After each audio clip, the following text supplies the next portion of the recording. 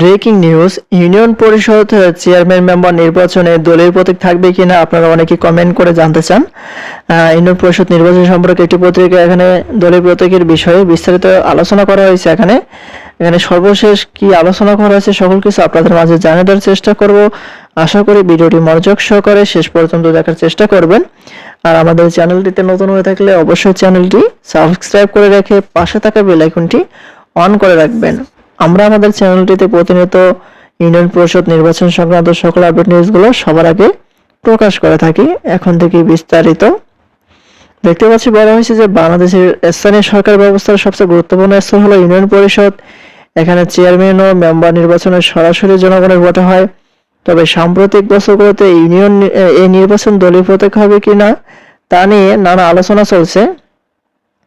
আর দলীয় প্রতীকের ইতিহাস যে 2015 সালে বাংলাদেশ নির্বাচন কমিশন সিদ্ধান্ত নেয় যে ইউনিয়ন পরিষদ নির্বাচন দলীয় প্রতীকে অনুষ্ঠিত হবে। এর ফলে চেয়ারম্যান পদে প্রার্থীরা বিভিন্ন রাজনৈতিক দলের প্রতীক নিয়ে নির্বাচন করেন। আর উদ্দেশ্য ছিল রাজনৈতিক জবাবদিহিতা বাড়ানো, প্রার্থীদের পরিচিতি সহজ করা। কিন্তু বাস্তবে অনেক জায়গায় দেখা গেছে যে সহিংসতা বৃদ্ধি, দলীয় প্রভাবে বেশি হয়ে যাওয়া, স্থানীয় বিরোধ বৃদ্ধি। আর বর্তমান পরিস্থিতি অনুযায়ী যে সম্প্রতি আবার আলোচনা শুরু হয়েছে যে ইউনিয়ন পরিষদ নির্বাচন কি আবার দলীয় প্রতীক ছাড়া করা হবে কিনা, নির্দলীয়ভাবে করা হবে কিনা। অনেক রাজনৈতিক বিশ্লেষক, নাগরিক সমাজ বলছে স্থানীয় নির্বাচন দলমুক্ত হওয়া উচিত, এতে সহিংসতা কমবে, জনপ্রিয় ব্যক্তি সহজে নির্বাচিত হতে পারবেন।